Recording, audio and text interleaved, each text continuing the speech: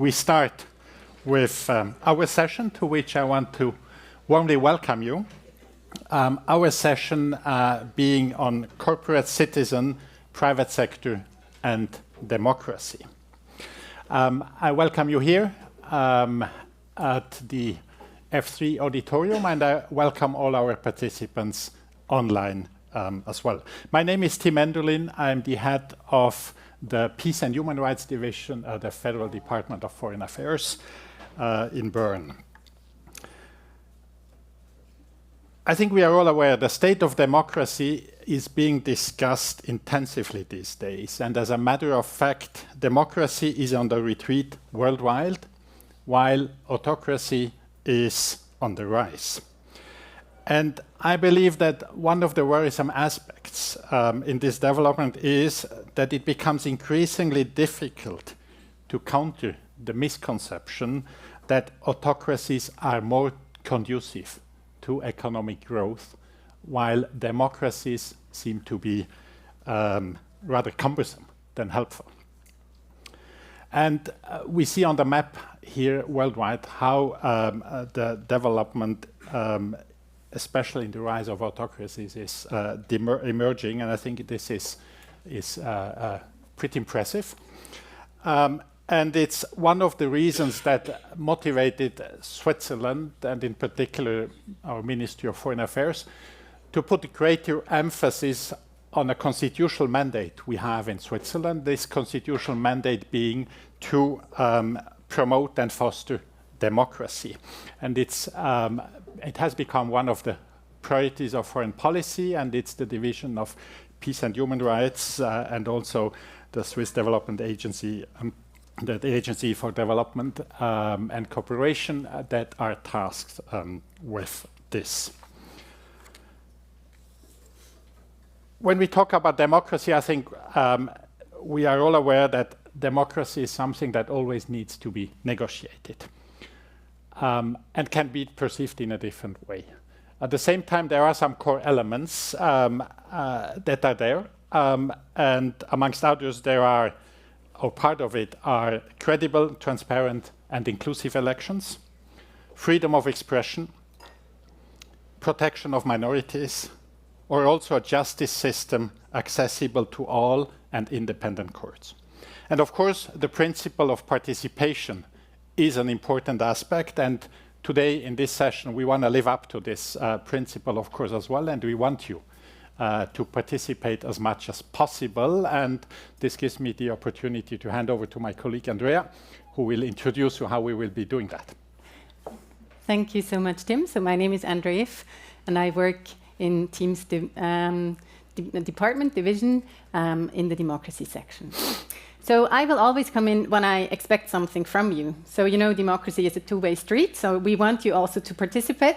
So for those of you that have not yet logged into the Wi-Fi, I would really love you to do that now, because sometimes the connection is not so good. This is what happens sometimes. We do most of political participation through digital means. So this is one of the challenges. So you need to be in the Wi-Fi to then be able to participate via Slido. The first thing that we want to do is we want to find out a little bit who is actually in the room, because this will also be something interesting for us and the panelists later on to take into account.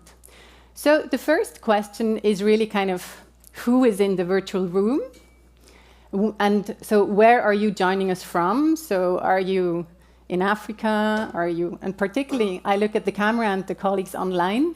Are you joining us from Africa or Asia, or maybe time-wise it's not so easy, but you know, where are you joining us from? That's basically an important question to you.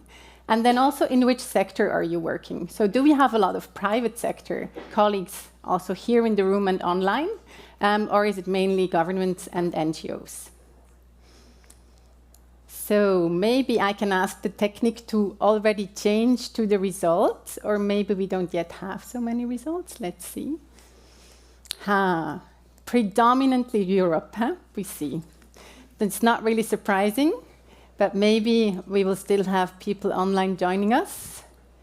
So there is a focus also, some people from South America, but still very much European-based. Good. Okay, good to know. Then we go to the different sectors that are also maybe joining us online. I hope really people online are also participating. Also here. So we have almost half of the people joining us from the NGO sector, but almost the same amount of people from government and public administration. Private sector, it's changing, you see. That's what's happening these times. Now you have to be agile. So we see 45 NGO, 38 government, and 20% private sector. So we have an interesting mix, Tim, no, in the room and online. So we are really looking forward to the discussions. Thank you, Andrea. So we don't have that much private sector participation in the public, at least, or not for the time being, but we have it, of course, on the panel with a lot of expertise. And this gives me the occasion to turn into the aspect of private sector and how it deals or is supposed to deal with democracies. In times of democratic uncertainty, the private sector is often seen as a disruptor, or at least as a bystander, not taking too much part in democratic developments, just focusing on its own business. Whereas we all know there is a very close interaction between the two, the government models we are having, democracy, and the economic activities.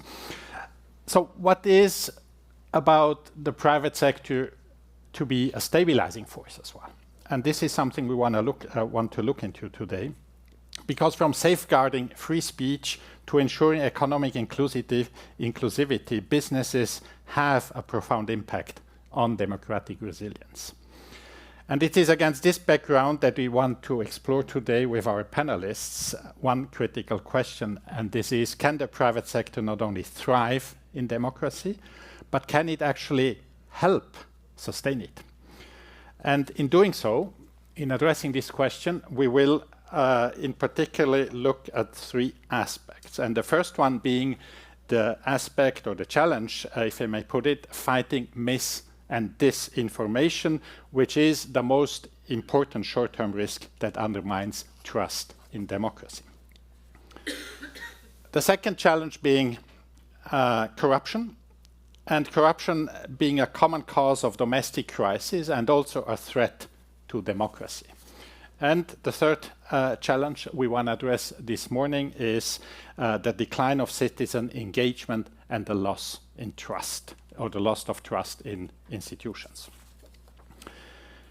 I alluded to it already briefly, the interconnections between democracy and private sector is a complex one, and not an easy one to understand.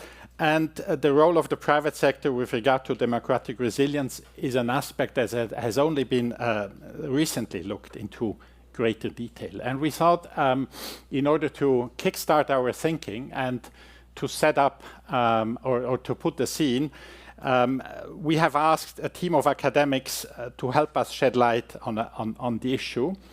And as we are in ETH, I think it's pretty normal that we have asked Fritz Brucker and his team here from the Institute for Global Cooperation and Sustainable Development at the ETH to come up with a short video on how to conceptualize the links between democracy and private sector.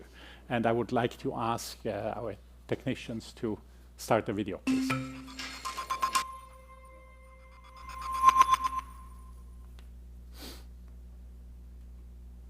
The relationship between the private sector and democracy, the two are deeply interconnected. Research shows that well-functioning democracies positively influence private sector activity and economic growth. Democracies tend to have stable and predictable regulation, which encourages investment and innovation. Democracies are more likely to support economic freedom and competitive markets, and to address market failures, such as environmental impacts, making markets more efficient. Democracies tend to be more inclusive and promote redistribution. lower economic inequality, strengthens the middle class, boosting consumer demand. Democracy, in turn, relies on the private sector. Businesses create jobs, produce vital goods and services, and contribute to public investments via taxes. Beyond these measurable interdependencies, there are more subtle interactions that involve values and processes on which democracy depends. They fall into three areas. First, cost of operations. Regulations that benefit the economy and society, such as those ensuring decent working conditions, environmental safeguards, or tax obligations, increase operational costs. How companies under such requirements can either strengthen or undermine the ability and effectiveness of democratic governance. Second, information and communication. Businesses seek to align their brand image with sustainability values. But if their claims do not align with their actual practices, or if controversies are wiped off the table, this can undermine informed public discourse and fuel polarization. The rise of algorithm-driven platforms presents another challenge to information integrity. Finally, policy engagement. The private sector plays an active role in policy development. Without transparency and accountability, corporate political advocacy can create perceptions of regulatory capture, threatening institutional legitimacy and effectiveness. These tensions between private sector and democracy stem from their different time horizons. Market pressure and business incentives foster a short-term focus of the private sector. Democracies, in contrast, are designed to prioritize long-term economic stability and societal well-being. The erosion of democratic values will only be felt in the long term as a cumulative effect. It is crucial to recognize that the positive relationship between the private sector and democracy is fragile. Therefore, going forward, better aligning business incentives with the long-term public interest is key.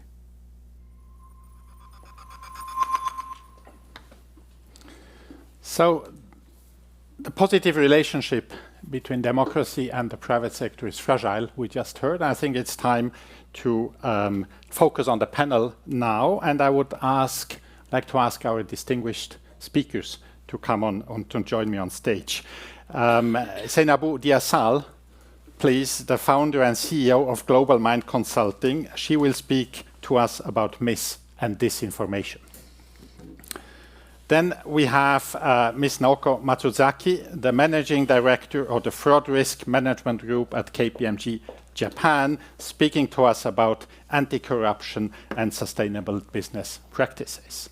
And Ms. Andrea Knellwolf from Community Relations, Politics and Economy at Hoffmann La Roche, speaking about citizen participation. Thank you very much, the three of you, for joining us. Thank you. You join us in your personal capacity, and you will help us advance our thinking in this complex relationship between democracy and the private sector. And before we do that, please, Andrea, what do we know from the polls so far? We don't know anything from the polls so far because we have not yet asked you, but we will soon. So, of course, we want to know from your side, when looking or particularly at those three aspects, what is your opinion? How should the private sector support democracy? So you have the opinion poll online, and you have 9 different possibilities where you can say 3 things of those 9 that you think are most important for the private sector to support democracy. We are not going to look at the results now. We're going to have a first round first. Okay. Thank you, Andrea. Ms. Diassal, if I may start with you. Mm-hmm. You are the founder and CEO of Global Mind Consulting, active in Senegal and beyond. You are a consulting firm specializing in public relations and strategic support. Mm-hmm. Your company's goal is to promote actors of the African transformation and enhance African expertise for the world. And you support businesses and institutional players in their positioning strategy, the definition of their messages, and the enhancement of their image. You're also a diaspora ambassador of the Women in Africa network, and you have been listed as one of the 40 most inspiring in the communication and media professions of French-speaking Africa. Welcome here in Zurich. Thank you. In the video, we saw that there is a mutual interest for both companies and democracies on information integrity. Given your experience in consulting companies and owning a business yourself, what responsibilities do businesses have in upholding information integrity, and what concrete steps can they take to curb misinformation while protecting at the same time free speech? Thank you very much. Thanks for inviting me, and thank you for your question. If you allow me, I would like to ask a question to the audience. I will start with that. How do you get information? How do you receive information in your today life, everyday life? How many of you are receiving information by watching TV and newspaper? If you can just... All right. How many of you are receiving information by using your phone and by WhatsApp? All right. Unfortunately, I can see the answer of the online audience, but it gives us a view of how we receive information, and I think it's a very important point. In today's digital landscape, businesses have a crucial role to play in upholding information integrity, particularly in Africa, where I come from, where the rapid adoption of digital technologies is really transforming communication. And with over 555 million internet users and social media platform, it's becoming the primary source of news for nearly 50% of Africans. So the spread of misinformation poses a significant challenge for us, affecting public trust, business stability, and also economic growth. So I think the first point that I will share is the responsibility of businesses. Misinformation, particularly in sectors like finance, healthcare, and governance, can have severe consequences, and businesses are not only consumers of information, but also powerful amplifiers. Sorry for my accent. As you understand, I'm Francophone. But I'm trying to do my best, and as such, they must ensure that their communication is factual, transparent, and responsible. So, more importantly, they should actively work to curb the spread of false information that can mislead consumers, investors, and also policymakers. So maybe I can share with you 1 or 3 examples of concrete step businesses that we can take, or that we should take. The first one should be the implement fact checking and transparent communication policies.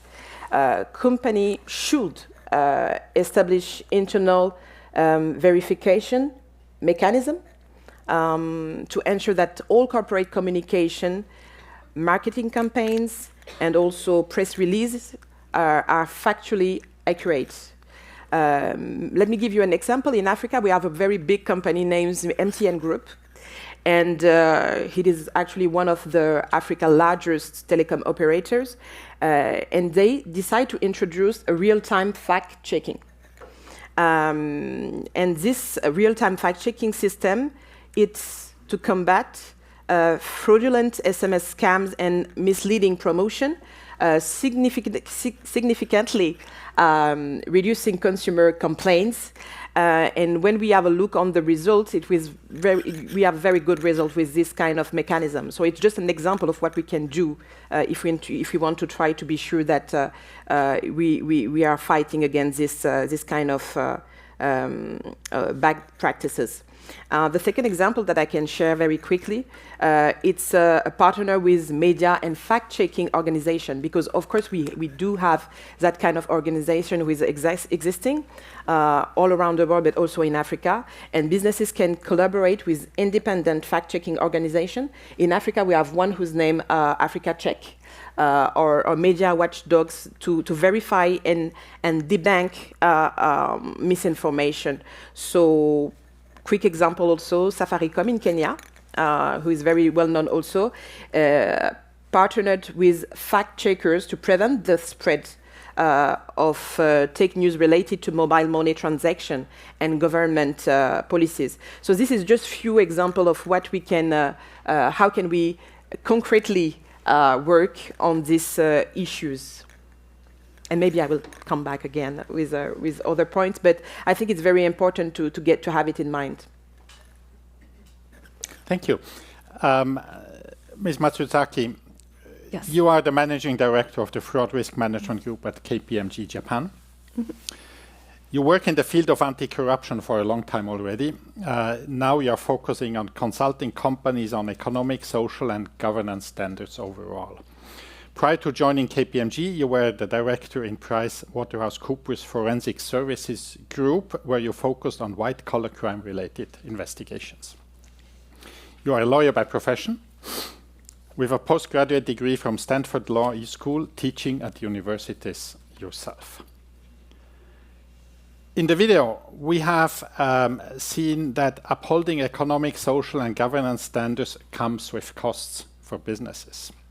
At the same time, if businesses do not uphold those standards, they are jeopardizing somehow democratic standards, which again in turn are essential for the economic development. So this leads me to my question. What motivates, in your view, businesses still invest in economic, social, and governance standards? First of all, I wanted to thank you for having me here today. It's such an honor and pleasure to be here. And thank you for the question. So as when you're in the private sector, obviously you need to generate profit. But I think the question is how? And if you are really short-sighted, it might feel like a cost for you in order to abide by the E and the S and the G standards. Whereas if you have a longer-term vision or strategies or goals, then it might look not as a cost, but more of an investment for the future. And so the question is, do you want to just generate revenue or profit during your tenure as an executive managing a company, or do you want to build a sustainable company that would exist like 50 years or 100 years from now? And in order to accomplish this, I believe there are three key points. One is integrity, two is accountability, and three is transparency. So integrity, do you want a work ethic or morale that is sustainable? If you turn to accountability, is your business legitimate? Is it genuine? Can you explain it to the public? And transparency, do you feel comfortable in disclosing what you're doing to your stakeholders or to the general public? So just to raise a couple of examples, if you were senior management in a corporation, let's take anti-bribery, for example. Do you really want to win business by paying dirty money?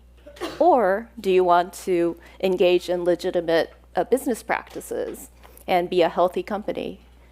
Let's take competition law or antitrust violations. Do you really want to join the club of price fixing and stay profitable? Or do you want to create or manufacture like a best in quality products and services and win in the market? We also see a lot of accounting fraud as corporate misconduct. Do you really want to manipulate your books and records to look good just for that fiscal year? Or do you want to build a strong and healthy financial foundation that would allow your company to exist 50 or 100 or even more years from now? So, or like, can I raise a fourth example? Let's say human rights violations, right? Do you really want to exploit your employees or your supply chain to maintain your business, or do you want to create a workplace with high engagement and creating a happy, comfortable workplace for your employees and for your supply chain? Thank you. Ms. Knellwolf, you join us today wearing two hats.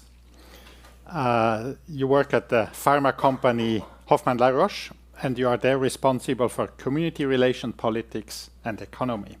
At the same time, you have been a member of Parliament of the City of Basel for over 10 years.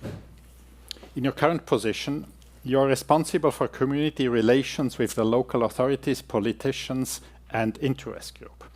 As Ms. Matsuzaki, you are a lawyer by profession, and before joining Roche, you have worked with Novartis, another global pharma company, amongst others as the head of employee relations. La Roche is one of the few companies, at least in Switzerland, that has a position where the word politics is part of the job description. Most companies seem to shy away from this terminology. At the same time, Roche is convinced that private sector has a role to play in their communities. So, can you tell us how the private sector can help actually strengthen democratic engagement while at the same time not interfering in political matters? Thank you. That's a tricky question, actually. But thank you for having me, and thank you, my colleagues, for the very important inputs you already gave. So I can maybe focus on, let's say, the inner view of a company. I think many things are starting within the culture of a company. So it is an attitude to say, yeah, we think we are an active part of our environment, of our democracy, and we have to play a role, but we don't want to manipulate our staff or public. So this is basically a mindset a company should find. Sometimes that's easy, sometimes it's not so easy. We heard in the video that it is about quick or long-term incentives. So this is something really, this is really an investment in long-term success. So this is sometimes not so easy to have the buy-in of shareholders. They really are looking rather for quick wins sometimes. What can you do really hands-on in a company to support democracy? You could offer trainings to your staff for workshops about democracy, about political systems, about the possibilities to actively participate in politics and opinion making. So, for example, our company is a founding member of a Swiss network that is providing lessons, courses to young employees, how they could really use their possibilities. In Switzerland, you have many possibilities to get active into politics, how they can make use of that. As you mentioned, Mr. Enderli, the trick is not to be manipulative about that. So I find it important that companies do that together with NGOs or with neutral external service providers. So that's how the network actually works. Then, of course, companies have to ensure that no one is discriminated against for the political opinion they are standing for. And ideally, a company should also really practically encourage and enable political active participation, meaning give some time to do that, have access to information, neutral information, maybe also support neutral media that are doing free investigations. This is something that is under pressure also in Switzerland, that people are less and less willing to use taxis for promoting independent media, because you have all the information ready, you have them without any costs. But what kind of information that is, that's the question actually. Then what could help also is if a company could provide tools and methods to come to an inclusive decision-making process, so that staff is, or our colleagues are trained in conflict of interest. For a decision-making process, you usually have conflict in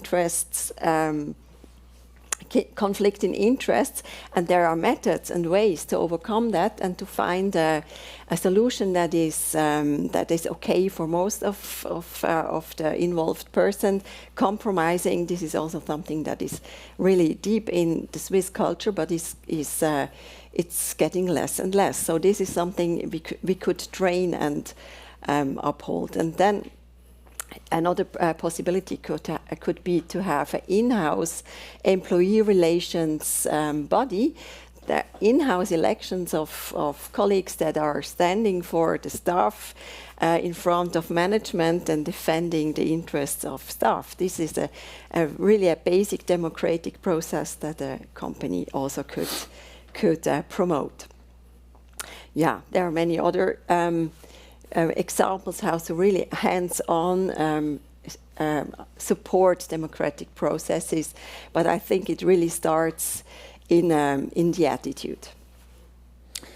Thank you very much indeed, the three of you, for being very concrete on a subject that often is perceived to be theoretical, while I think, in fact, we have to acknowledge that the private sector, if it likes it or not, does play a crucial role in shaping societies, and this not only economically, but much beyond.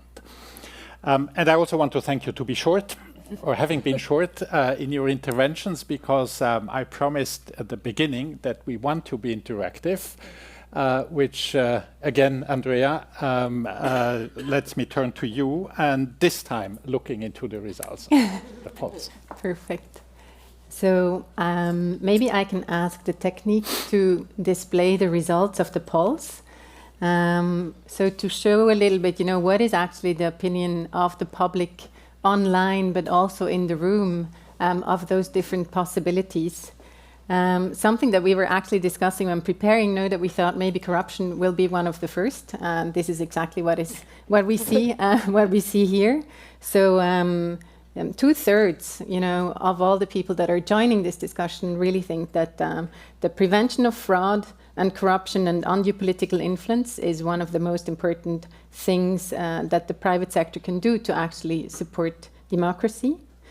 The next one is to ensure transparency in sourcing and verifying information. So that's really interesting. The second element is really the one on misinformation that came up, and I think that we see all today that is becoming much more important. Almost equally up is ethical practices to strengthen trust in democracy and the rule of law. So it's really more also on the operations side, questions around rule of law that are seen as important. And then the protection of whistleblowers and uphold free speech in the workplace. So also something that I think we would connect strongly also with the whole anti-corruption agenda. A little less then is the supporting of civic education, but still relatively one. So 1/3 of everyone that are joining us in the public think that this would be an interesting way how private sector can support democracy. And then also interesting, the integrity-driven business leaders that can set an example are also not seen so much as a possibility, or are not getting a lot of votes right now. Support research on misinformation and digital ethics is not seen as something how private sector could support democracy. Also not the investment in media literacy for police and consumers. And then the last one is to encourage employees and stakeholders to engage in democracy through voting and policy discussions is also not something that the audience, at least in here, sees as one possibility how private sector can support democracy. So I think it's going to be interesting, Tim, to discuss kind of these results with our panelists. Thank you. And I think indeed it's interesting. And Andrea mentioned it that corruption, we expect it to be pretty high in the pulse. And indeed it is, which I think, of course, let me turn first to you, Ms. Matsuzaki. How do you explain? How would you explain it? Did you expect it that way? And what can you add on it? Well, first of all, I really appreciate the response because that is what I feel very passionate about, anti-corruption, anti-fraud. And what I think is important is, well, if you pose a question, is corruption bad? I'm sure that the answer is pretty obvious. But I think how you prevent corruption or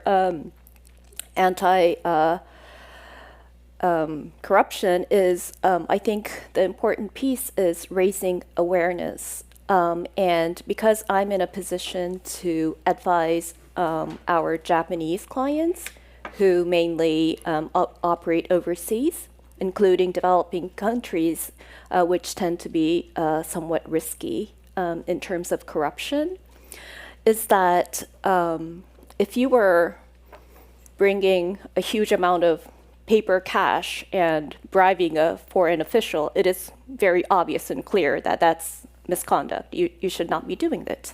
But I think the trick is that over 90% of bribes are actually paid through third parties who are called consultants or agents in the local country that businesses operate in. And they pay consulting fees to that third party, and then part of that money actually goes to the public official in order to win business. So I really want to prevent companies from inadvertently or accidentally paying bribes, doing business in an unethical manner. And I think it really is important to raise awareness and create a culture that really does not tolerate any sort of misconduct. If I may just add here, are we going into a backlash here if we read the news about the new Trump administration regarding bribery abroad? Right. So I think the question is, do you really engage in an ethical business versus an unethical business? And do you really engage in unethical business because there was the FCPA? Or do you really want to, again, become a sustainable company? And yes, that news was somewhat like shocking, or I really couldn't believe it at the when I first saw it. I thought it was like April Fool or something. But then do you really walk away immediately just because it's no longer enforced, or at least it's freezed for the moment? And I think that's a question that is posed to the management of a company. And on top of that, it's not only the FCPA. We also have like the OECD convention. We have local laws and regulations outside of the United States. And you never know, 4 years later, a different administration might come back. And if you're engaging in misconduct right now, I think the statute of limitations still has not run. And what are you going to do? So, yeah, if that answers your question. We are living in a fast-changing world. Yes, definitely. What I found striking and looking at the pulse is that you, the audience, judge investment in media literacy for employees and consumers not that important in comparison to others. And Ms. Diazal, what does this trigger with you?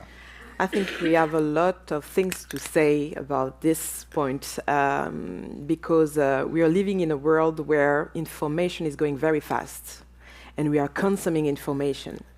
And of course, some specific interests, I mean economic interests and political interests, can manipulate information in order to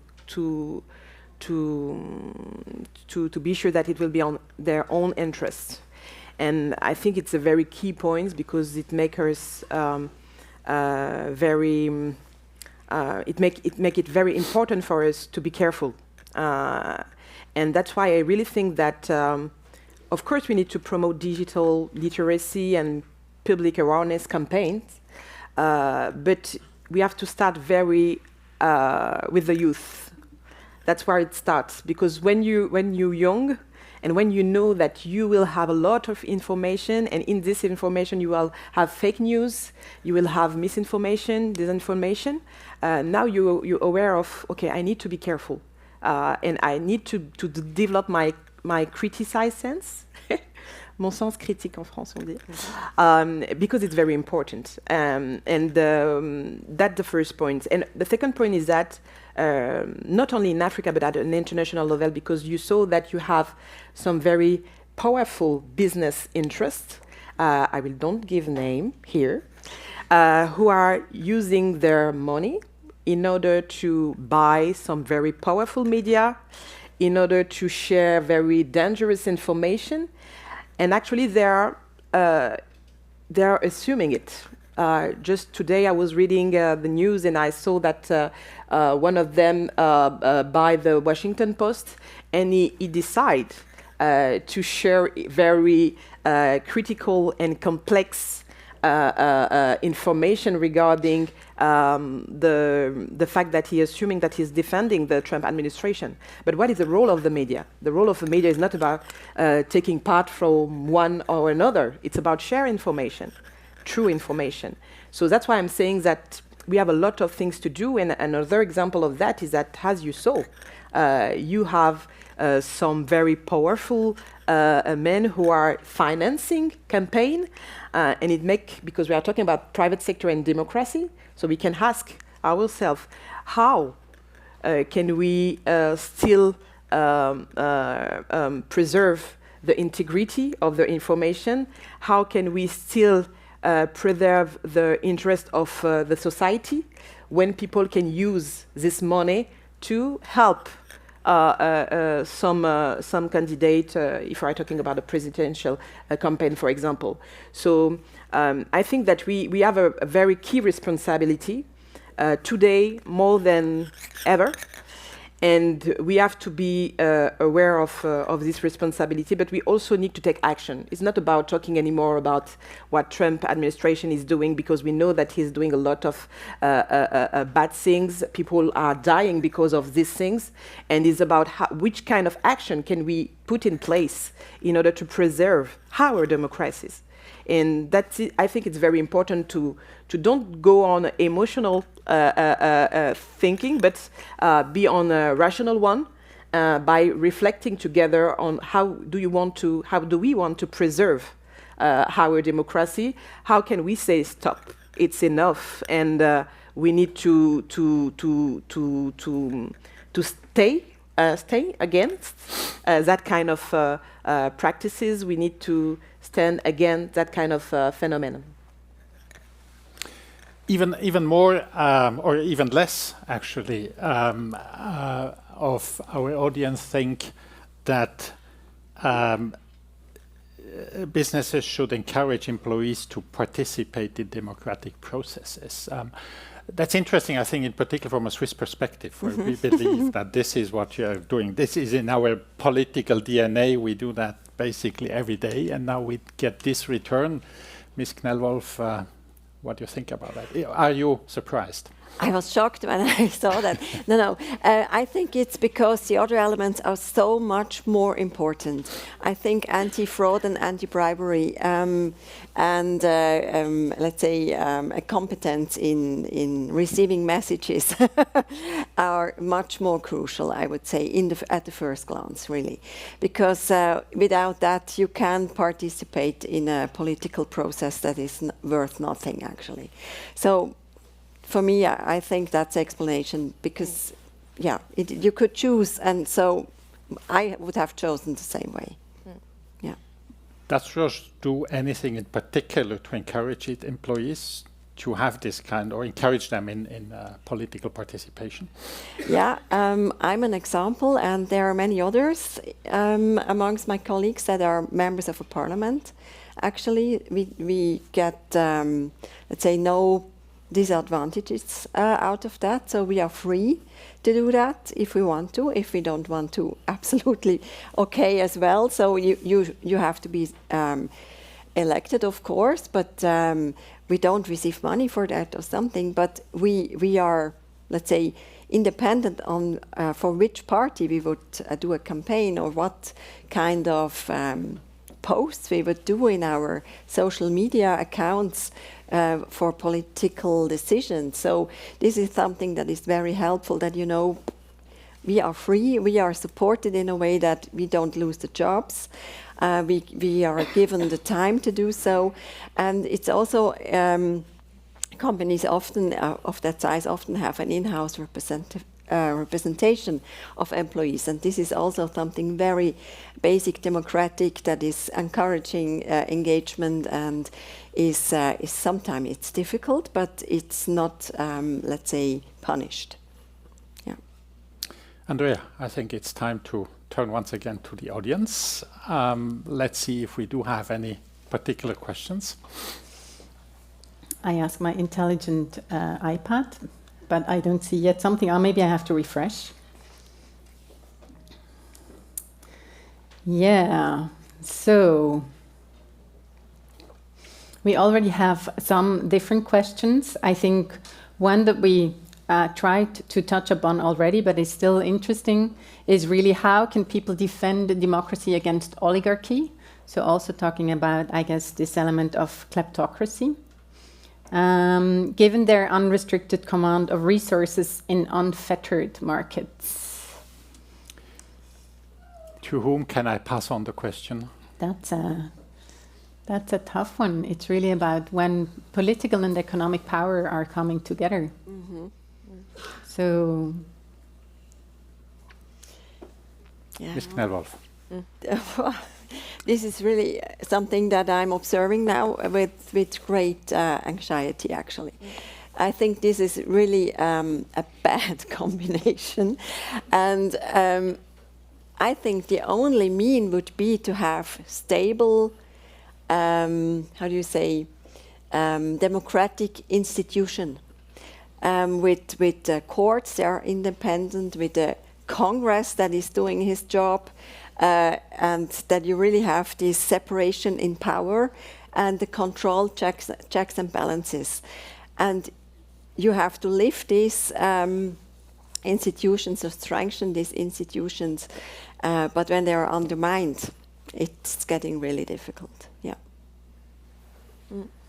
I think we can talk about more regulation and control also, because what we can see is that you have a lot of big company who are saying about we are respectful of the environment in our country, and when they are going to Asia, when they are going to Africa, they change, they forget, totally forget all their engagement. And I think that if they have this pressure, if they know that, okay, we are looking after you, and you can be engaged in Europe where you see or where you know that you will have sanctions, and when you are going to Asia or South America or Africa, you are doing something else. And I think it's the first point, because they are very. This is very important for them to take good care of their image. So I think it's the first point. And the second point, more than regulation and the capacity to control, I think it's also the fact that we really need to put in place some, in French we say contre-pouvoir. So I don't know in English, Andrea, how you say contre-pouvoir. You are asking this, Andrea, okay. I have two, Andrea, that's why I'm contre-force. Yes, and media can be very useful. I think that the media can be very useful because, as I was saying previously, they are the one who should be able to give the right information. And when you have independent media, it's a good way to be sure that we will have the good information on the right time, and we will know what's happening. So I think we need to get more independent media. We need to challenge the fact that nowadays people who have money are able to buy that kind of media. Is it okay for us? So we really need to ask that kind of question, because our democracy is also based on the fact that everyone should have the same rights, and everyone should have the right information regarding what's happening in our world. So no more manipulation of the information, and the first interest, the most important interest, it's the interest of the community, of the society where we are living. So I think it's also important to get. I think when we look at some of the questions, and they're always changing, so I don't find it right now, but the question from the audience is really, Mrs. Diaz-Sal, what can we concretely do? So what would it mean? I think, I guess maybe there is a certain kind of consensus that but what would it mean concretely? How can we also protect this from happening, or from powerful people buying the media? And how can we protect public interest media maybe from becoming less important? Do you have any ideas or any also examples on this? Yeah, thank you for the question. I will speak with an African perspective. I was sharing two examples of solution that I see. The fact that we need to get more regulation, more control. The fact that we also need to put in place strong and independent media.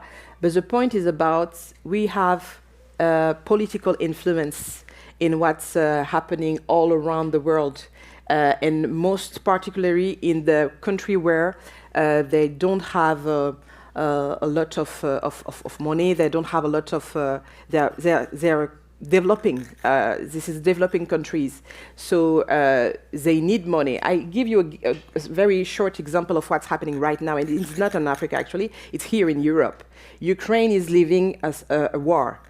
And at the meantime, you have another country who are able to help them, which is in the other side of the world. I'm talking about USA, of course, who say, okay, we're going to help you. But you know what? You have some very good minerals in your country. You have to choose a US company to develop and to extract that materials. Okay. You also need to buy. Yes, you ask us to help for buy arms. Weapons. Thank you very much. We will think about that, but you need first to, this is not normal. This is not acceptable, because we are talking about war. We are talking about lives. So when this happens, what is the position of the international cooperation? What is the position of the biggest country in the world? Are we staying and listening to that and accepting it? I don't know. At the same time, you have also in Gaza, nowadays, a lot of people, 50,000 people who's dying. And on this time, we are talking about doing the Bande de Gaza as the new Ibiza. Is it okay for us? It's like we have the responsibility to take, and I think everybody saw the video, Trump video. Okay, so it's about our responsibility. How can we engage? How can we put in place some very efficient organism or mechanism to make sure that it will be not allowed anymore, not possible anymore? We have to put in place sanctions, economic sanctions, against that kind of practices also. So it's a complex question, but I think we really need to think about what is the most impactful action that we can take in order to be sure that it will not happening anymore, because it's definitely unacceptable. Thank you. So then,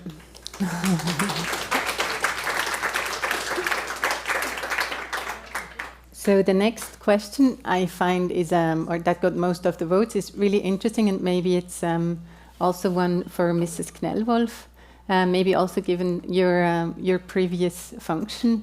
So really the question around, so when we talk about democracy and the private sector, what is the role of trade unions? Mm-hmm. I think this depends very much from country to country. In Switzerland, trade unions are here to negotiate the conditions for work with company associations, and they usually are watching also over political developments in the sense of anti how do you say, Ausbeutung, exploitation, and I think it's very important to have these contra interests to the companies that are profit oriented. I think it's one very important element of checks and balances. Thank you. Yeah. Do we have more? We have more. We have actually, Tim, a question to us as foreign department. So in the face of the global backlash against democracy, what are FDFA's lessons in terms of, now it's jumping around again, in terms of democracy promotion? What has worked and what did not? So I think what I can say here that the Federal Department of Foreign Affairs, it's not new that we work on democracy, and particular on democratic development. Swiss Agency for Development Cooperation does this already for a very, very long time, investing in governance, in particular in local governance.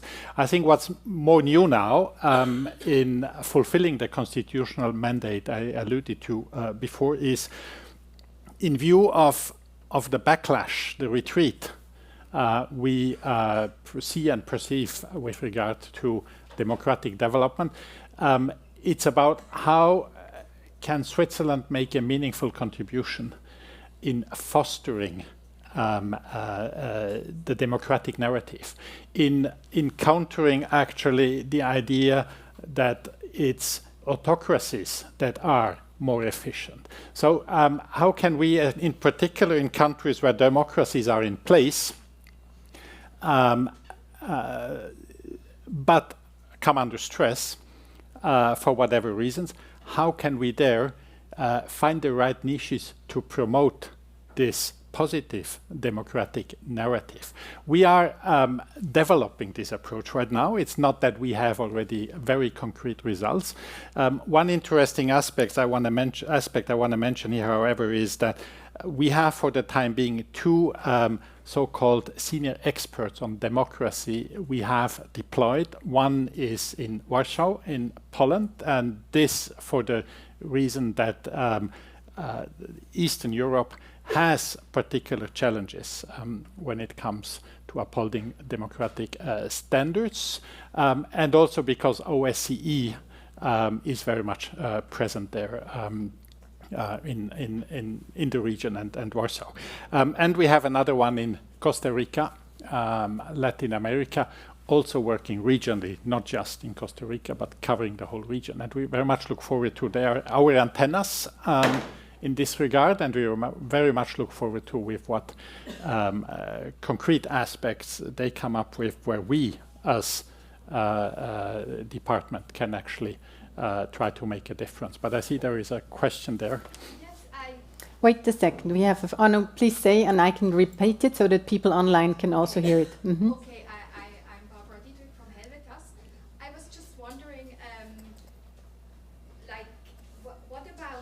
society in a democracy, and like the idea to support human rights defenders who defend citizen rights and democratic rights, who come from the country themselves. I mean, it's good to send experts, excellent, but also to work with people coming from there.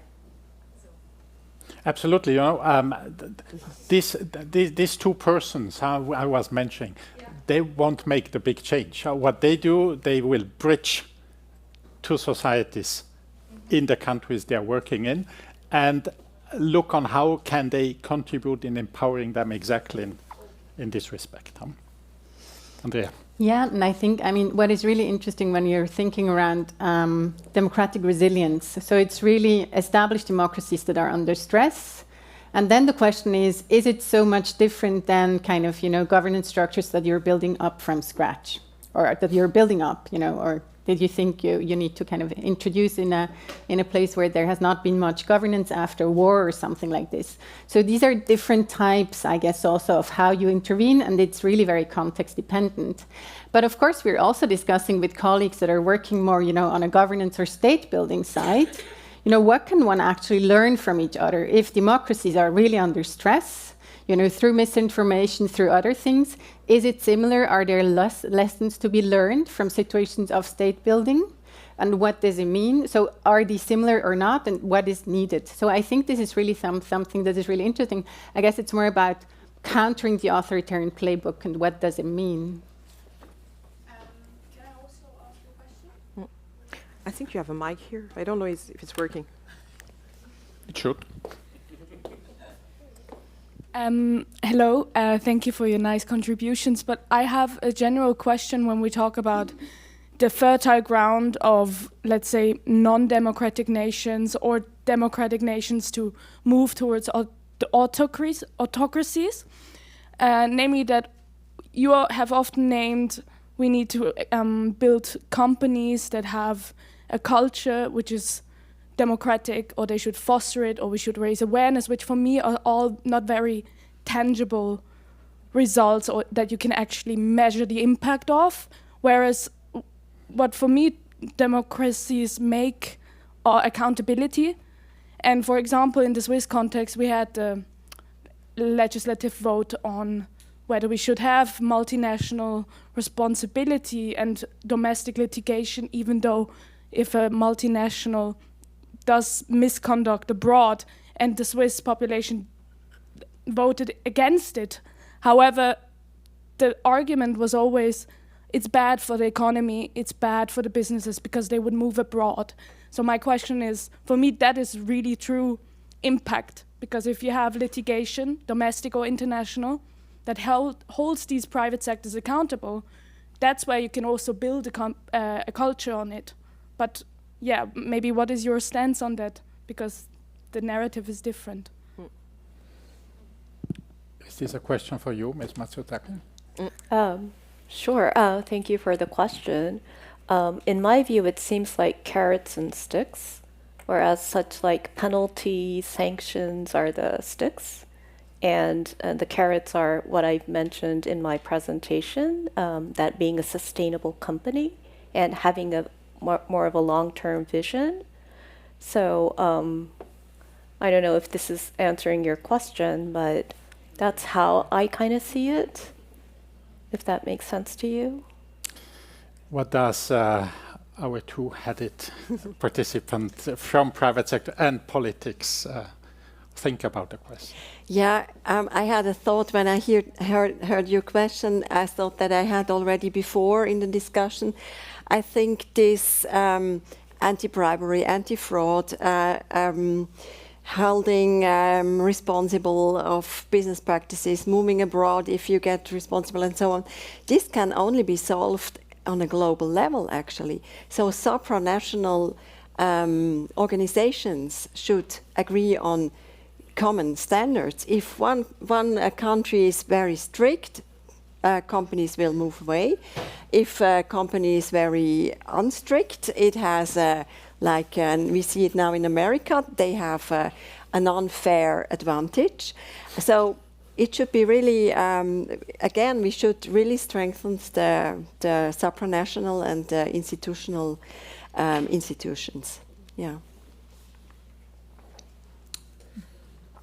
Please, the mic is just on the back. Yes, just to react on your statement, that's somehow supranational organizations, they should take the responsibilities, and it's exactly the contrary of what you said before, that the private sector should take responsibility, not only in the here in Switzerland, but also abroad, and that fits what you say. They have got to be regulated, and they have got to be controlled. And the private sector is constantly resisting this. We can see it in Switzerland with the Konzernverantwortungsinitiative. We can see it everywhere. We have the instruments, definitely, but we do not take action. Okay. Was not a question. No, but I think what is really interesting when we look at the poll one last time, because we are close to wrapping up. And I do have a final question. Yeah. So there is a question: is profit the most powerful censor? Which is somehow also connected to this statement, which is interesting, also given what is going on in the world. I hand over to you. And maybe related to that, the very last question, which crosses my mind when I listen to the three of you and also to the audience, transactional deals seem to become the standard again these days. And this seems to be, or at least I think spontaneously, I think this is pretty much what businesses are doing and what they want. However, you are in your statements, there were strong statements on also the long-term view and investments businesses would have. What's your take? You being responsible in your particular field you are working in for responsible actions of businesses. What's your take against these transactional deals that become again fashionable? How will the private sector position itself? Will it just follow through and take this as an opportunity? We fall back? Or do you see, however, important signs and signals that the private sector can even actually counter this movement as you said, it thinks proactively and forward-looking? I would like to ask the three of you, but who wants to start? Very briefly. I can start. I think it's extremely difficult question, and I'm really anxious to see how the reaction of economy will be now. Because if somebody is going forward in unfair practices, what can you do actually without really damaging your own business and damaging employees' let's say safety? So I think when it starts, it's really hard to stop it. Yeah. Same with corporate misconduct. Once you start, it's hard to stop. And if you engage in such types of business, you might, again, in the short term, you might be able to gain business and win work, but it probably will not be sustainable in the long run. And maybe I could resonate that with the Japanese economy, where we suffered the lost 3 decades. You might have heard that term before, where Japan has been economically, what do you call it? There were no inflation for the past 30 years, and we've been suffering. And that was because the acts of the corporations, well, one of the reasons why was because the corporate management was very short-sighted, and they did not want to take risks and invest in the future. And that behavior collectively actually ended up in the country not having any economic growth for the past 30 years. I think we have to take our own responsibility. We have to take responsibility because we are talking about companies, we are talking about interests, and they are of course they always have something to sell, and we are not obliged to buy it. So I think the best way to manage that question is to go back to this point that we are not spectators, but we are actors. So we can decide, okay, that's what you do. We are not agree with that. It's not okay for us. So we are stop buying what you're doing. I think economy, it's the only point that everybody can understand. And I have good example that it's working. In Senegal, we have a company, his name, actually it's a French company, telecommunication, and they do like what we call dumping. The price was very, very high, and the society decide to denounce that. So they start using the social media. They make very strong campaign on the social media to denounce what's happening and to put pressure on them. So they decide they was obliged to change the price, because nobody can understand that the price is so high and that you keep on giving that very high price, which is not economically explainable. And that's why they decide to change. So now they change the prices, and people say, okay, we will still keep have eyes on you in order to see if you will still be how can I say, if you will stay with this decision on the long term. And that's what we should do on every strategic level. We have companies who are selling things. We just have to keep in mind that we are actors. If we decide that is not acceptable, we don't buy it anymore. And if we are a large people, if we have more to take this decision and to assume this decision, they will change. They will change. They will change, definitely. So I think it's maybe, in order to be very concrete, one action that we can take in order to make them obliged to change the way they are doing business in our countries. I think this is a very good last statement, bringing things back to us, the consumers as well, and the way we can influence also how businesses, or how we expect businesses and private sector actually to act. I really hope, dear participants, that this panel was able to shed some light on the complex interdependency between democratic developments and the role of the private sector. I also believe that we have heard very strong statements for an active role that the private sector is supposed to play in an environment that is not becoming easier, also not for businesses. And we have heard also a statement on, in the very end, is also up to us, the consumers, on how we want to influence that. I would like here to thank our three panelists wholeheartedly for coming here, for your great contributions, for enlightening us, and the applause is yours. Thank you very much. Thank you.